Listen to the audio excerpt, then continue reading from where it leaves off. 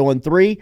Some recruiting news, early signing periods already come and gone. LSU cleaned up there and set themselves up in a pretty good spot. They got a chance here in the late signing period to maybe add a key piece that everybody is paying attention to out of high school, and that is Terry Bussey, the 5-star defensive back out of the state of Texas, has been committed to Texas A&M for a while. It seems as if LSU and Georgia have made a sudden push here before the second signing day, and LSU might be sitting in a pretty good spot. Billy Embody, who's over at On 3, always helping us out, one of our favorites. Make sure and follow him on social media at Billy Embody and read his work over at the Bengal Tiger and on3.com. Bill, good morning. How are you? Doing well, guys. How are you? Doing good. All right, everybody's looking at Terry Bussey. How real is this for LSU? I think for me, Terry Bussey is right in the mix for LSU, obviously. I mean, this is a guy that has been to campus multiple times now for an official visit. He took one in the fall. Things happened at Texas A&M where they shook up their coaching staff, and that pushed his signing to National Signing Day this week. And he was able to get back to LSU for an unofficial visit last week. And that was something he told me was a big priority for him, was to get back to LSU, get around the new defensive staff, see some of the relationships that he has had for a while now, Frank Wilson, Sherman Wilson, Brian Kelly. But he got that important time with Blake Baker, with Corey Raymond, with Jake Olson. This is a guy that has kind of always been pegged to Texas A&M. He's been considered out of the guys that was maybe taking his recruitment out a little bit longer, kind of considered the most firm in that regard, if you can call it that, despite not signing. And so the climb for LSU was always overcoming that comfort that he felt at Texas A&M under the prior staff. And he's fresh off that official visit to Texas A&M with the new staff this weekend. So they got the last crack at him. It's now a dead period. So it's just going to be a lot of working the phones and seeing if there's anything they can do to get him. I think right now the dust is still settling from the visit. I've got some texts out, calls out this morning and yesterday trying to see if there's any early buzz around which way the A&M visit impacted him. But right now, LSU is firmly in the mix. If he doesn't end up at Texas A&M, most of us believe that he ends up at LSU. And we'll see. I mean, like I said, he's a guy that has been comfortable at Texas A&M for the majority of the cycle, and LSU's done a really nice job pushing for him. I think there's a chance here for LSU. We're just going to have to see if come Wednesday, if he does make that final decision, if it's enough. But they've really done a nice job here pushing for him, and Terry would say that as well. Bill, what would that do for their class? This class has been ridiculed a little bit under the Kelly regime of they got the numbers, they got a lot of players. They didn't, everybody kind of looks at star power and rankings, and it may not have hit the palette like everybody wanted. What would Bussey's addition do? Yeah, for us at On 3, I mean, this is a class that we really like, and they have a lot of star power at the top with 3 5-stars in Weston Davis, Dominic McKinley, and Trey'Dez Green on our rankings. And they sit as the number 3 class in the country for On 3, which is obviously very, very good and even higher than what they did last year with the number 5 recruiting class in the country. Or they sit at number four now for us, Ohio State, getting kind of a boost from Julian Sayin as we have changed how we do things when it comes to those guys that get out of their letters of intent or transfer within the first week or so on campus. What a wild world. But LSU has put together a really nice class here of high-end talent. And I think Terry Bussey I think they could push Ohio State for the third spot in the rankings. He's a 5-star plus athlete. I believe he's ranked a 5-star on every single recruiting service. So he would bring even more star power. And most importantly, he would bring a guy that I think could play early in the secondary if he can get settled in over the summer quickly. And he's a really sharp kid. He's focused on football. I mean, he's obviously going to go to school too, but he's very much a guy who's dialed into working really hard, doing what the coaches say. And he's just an all-around kid you root for. He's been through a lot in his life. And so he's somebody that would be a really nice add as far as chemistry too. He would push other players. And so if they can reel him in, when you look at their targets and you go back to the summer, especially July was kind of the time when people were really unsure about how this class was going to finish, and kind of rightfully so, with some of the guys being committed elsewhere. They've, if they can get Bussey, it would pretty much be, I think, outside of Colin Simmons, they would come up with, almost all of their really top targets that they've had, especially out of state, for this cycle. And so that would just be what you want when it's a kind of a down year in Louisiana as far as some of the top to bottom high end talent. This would be really, really impressive for them to finish, with a top 5 class, which they will. But to get a guy like Terry Bussey in the end would be awesome. Billy, Terry Bussey was here last week during the middle of the week, and then over the weekend, as this was the last weekend before the dead period cranked up, LSU had a couple of players in town, and man, we've seen Corey Raymond's impact be felt real quick on the recruiting trail. Jabari Antoine committed his first weekend on the job. Then he had a 5-star safety in DJ Pickett, who it seems like everybody in the building fell in love with. And then over the weekend, Dorian Brew was in town, a 4-star cornerback in the 25 class. A little bit about Brew and really what Raymond's been doing in that defensive backfield room. Yeah, this is just what the doctor ordered. I mean, we know the issues that LSU has in the secondary in terms of needing to retool it and add more talent to that room. And he's come in and really been a guy, I think, that raises the floor of what LSU wants as far as a defensive back. I mean, you see the length that he's going after with guys like DJ Pickett, who's 6'3". Dorian Brew is an elite track guy as well, and has track blood in his family. His dad, Derek Brew, ran track at LSU and was an Olympian. His mom is a Hall of Fame Ohio State track athlete as well. So 6'1", 200 pounds.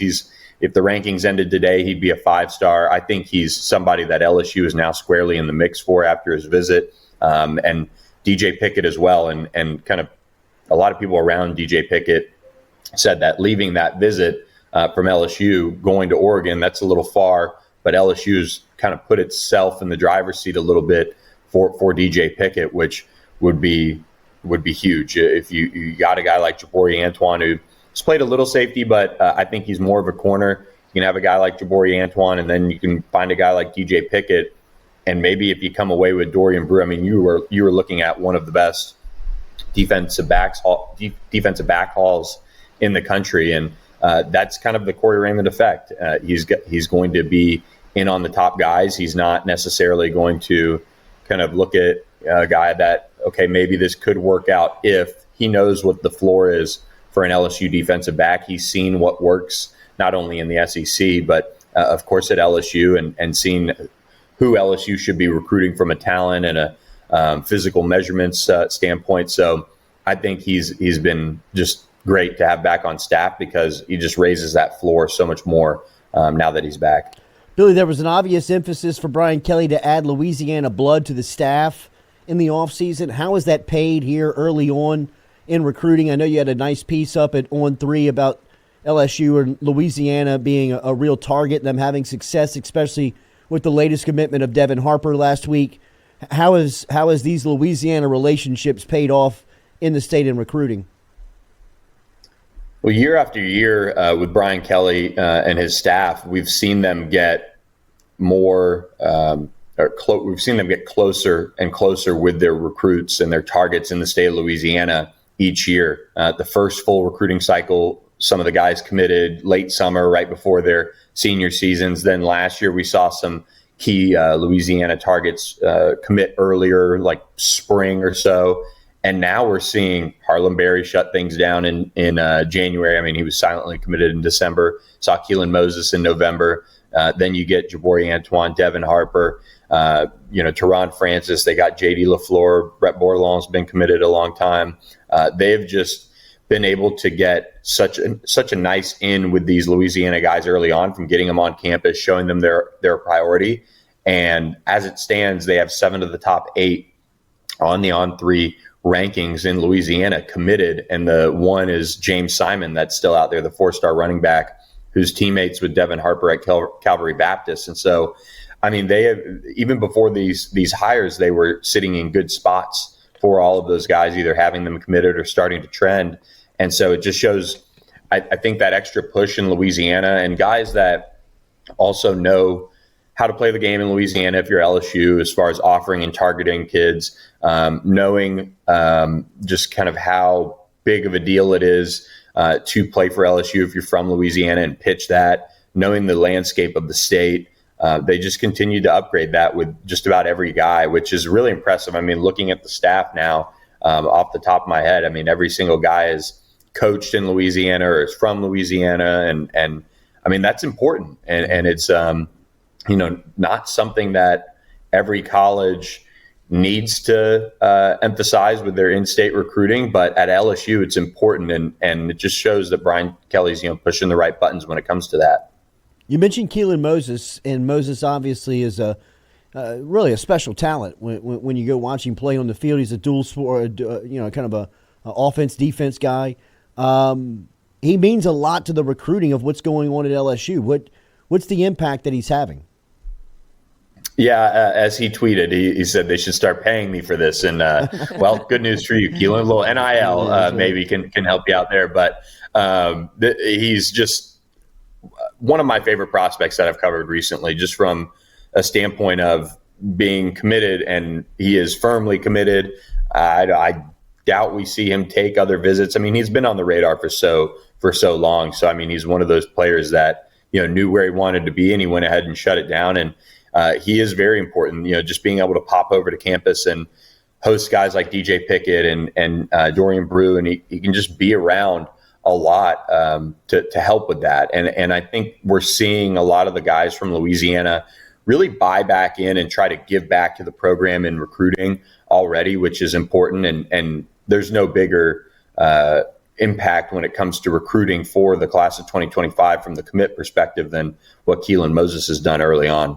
What are you watching here with this signing period closing up here shortly? Anything? I mean, I know we're all watching Bussey down here in LSU in Louisiana, but anything else on your radar that you're watching that could pop this signing period?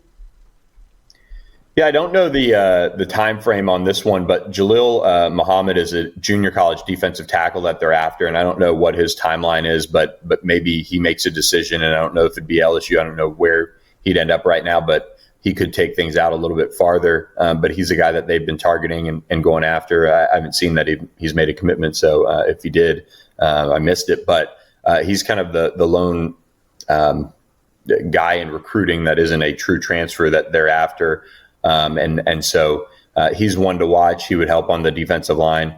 But really, it's just Terry Bussey watch, which it's kind of nice. That's what you want if you're LSU. And even if they don't come away with Terry Bussey, I mean, this is a really good class. And I think they've done it the right way, where they've had a set group of targets for a long, long time, and they've really honed in on them. And they're not reaching here late because they know they need defensive back help. They are going after a 5-star plus athlete who can play just about every position in the secondary and has done it productively at the high school level as well. So they're just swinging for the fences when it comes to Terry Bussey, and that's for the most part what we're watching this week as Wednesday approaches. Last one, Bill, get you out of here. Make sure to read his work on on3.com, and the Bengal Tiger is where you can read it online. And then, of course, the Bengal Tiger podcast is a fantastic listen with him and Shay and Matthew. They do great work over there. All right, real quick, a little peek ahead. We got a long time to talk about this, but just get your thoughts on it. Everybody's fired up about 25. You got Underwood, you got DK Moore, you got Harlan Berry, you just picked up Devin Harper.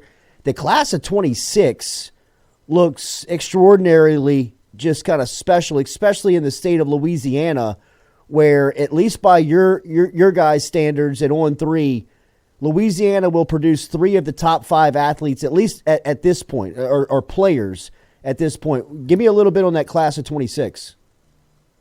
Yeah, it's looking really strong. You can start at the top with Jakeem Stewart, the number 1 overall prospect in the country, defensive lineman out of the New Orleans area at St. Aug.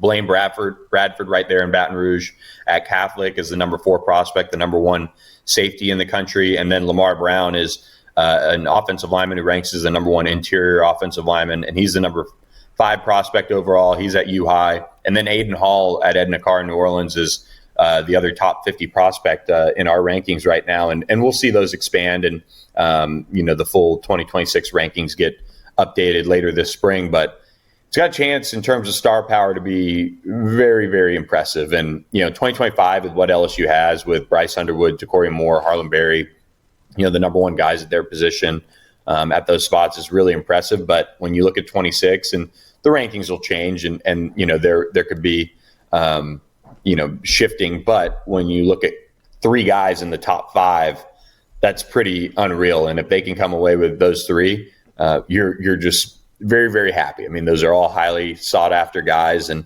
guys that can help you all positions of need as well. Even, just kind of looking that far ahead, you always need elite defensive linemen, safeties, offensive linemen. And when you have them in your backyard, you got to get them. And LSU's sitting in a good early spot with all of those guys. Billy Embody from On3, great read over at on3.com, and a fantastic follow on social media at Billy Embody. All right, Bill, thanks. Have a great rest of the week. We'll